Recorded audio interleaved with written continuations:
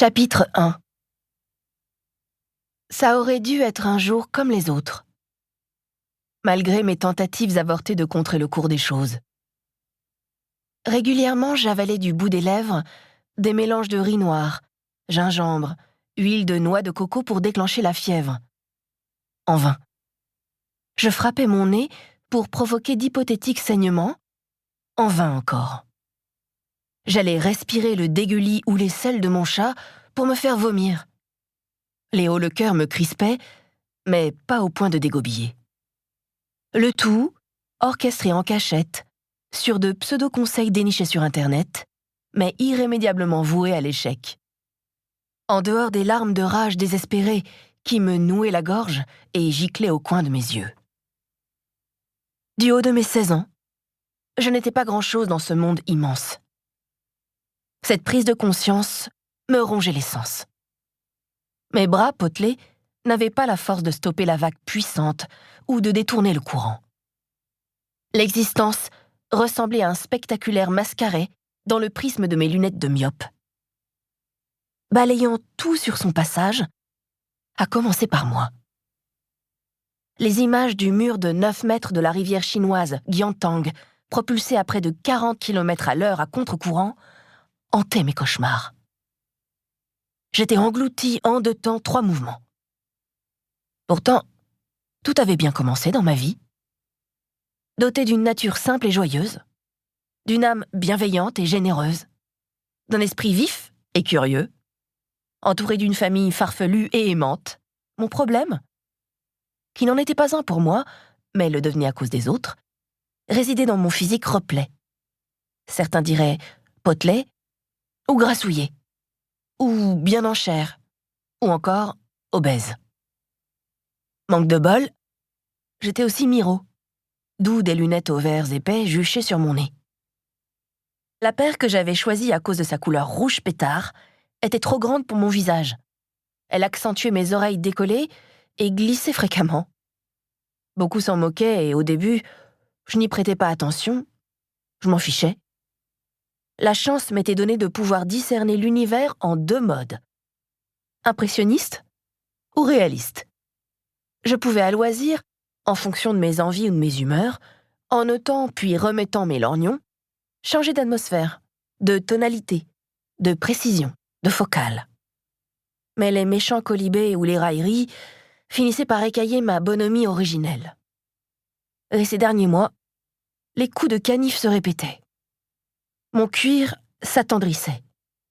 L'agneau rosissait sous les assauts de cette bande d'odieux abrutis.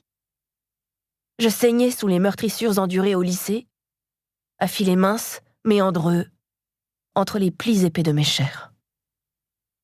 Bien évidemment, j'enfouissais mes douleurs angoissées. Je faisais mine d'encaisser, de ne rien laisser paraître. J'étais plutôt douée pour aborder le masque lisse du bonheur ou de la belle indifférente. D'autant que tournée vers les autres, je ne faisais pas trop cas de mon ego. Nombril bien enseveli dans mon ventre dodu. Mais, à la longue, ça s'avérait pénible. Je m'effritais lentement de l'intérieur. D'un soupir, j'ai repoussé mon humeur maussade pour me concentrer sur l'instant et tendre l'oreille. Par-delà les ronflements de mon chat, un énorme matou orange, vautré de tout son long sur les draps, on grattait à la porte. « Romy ?» Un ange maternel est apparu dans l'entrebâillement, auréolé d'une couronne de lumière. Plissant un front surpris, j'ai cherché du regard mon radio-réveil qui trônait d'ordinaire sur ma table de chevet. Je me suis penchée sur le côté pour voir s'il s'était fracassé au pied du lit. Parfois, dans mes nuits agitées, je gesticulais tant et si bien que mes bras faisaient tout valdinguer. Les objets, mon oreiller, le chat.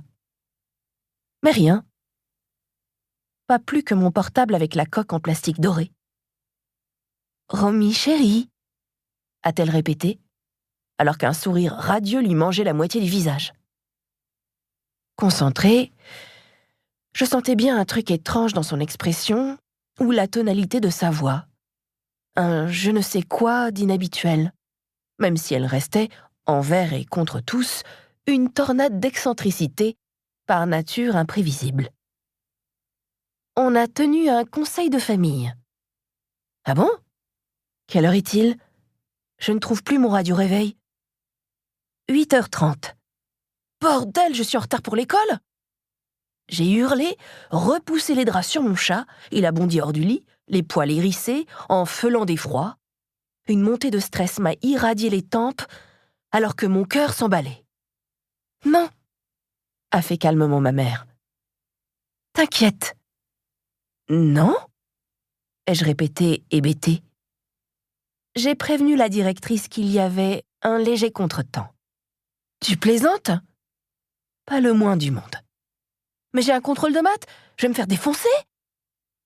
C'était terrible, cette fâcheuse manie de vouloir ardemment quelque chose, de le désirer plus que tout, de le rêver chaque nuit, de promettre ses seins, la terre entière, d'être prêt à se damner pour l'obtenir, à mentir, voler, tuer même, pour soudain, quand le vœu s'exauçait, lui barrer la route, les paupières closes, la respiration en suspens, sur un déni total, la main sur la poitrine à la limite de l'arrêt cardiaque. Alors, Dieu seul savait pourquoi, on le refusait du plus profond de soi. La réalité dérobée, imméritée, avait la saveur coupable du délit ou de l'improbable délice auquel on ne croyait plus. Tu vas faire l'école buissonnière. Ah?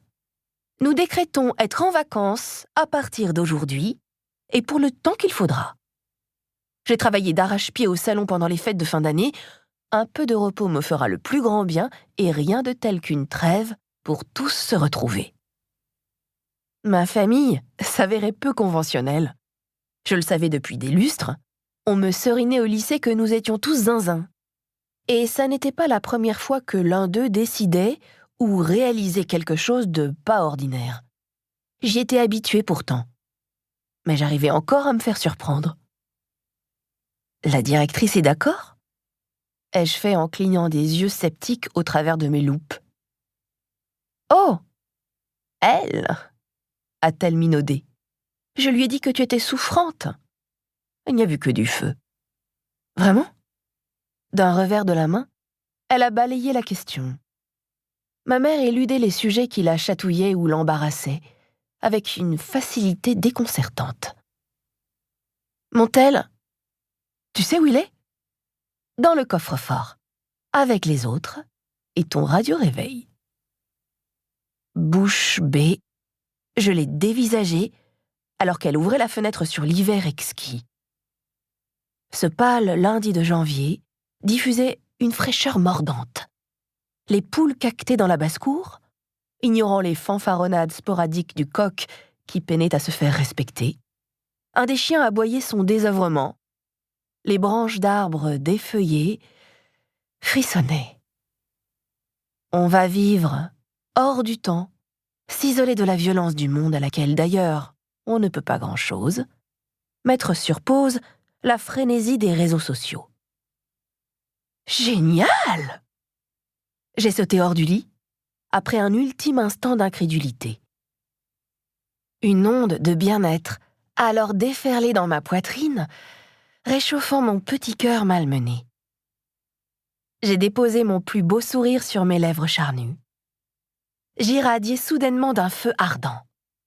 Plus besoin de 20 stratagèmes pour repousser l'école et rester douillettement à la maison.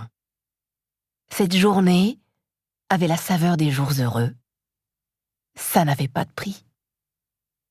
Pour continuer à écouter ce livre audio gratuitement, cliquez sur le lien dans la description et vous pourrez l'écouter en entier sans frais grâce à l'essai de 30 jours d'Audible.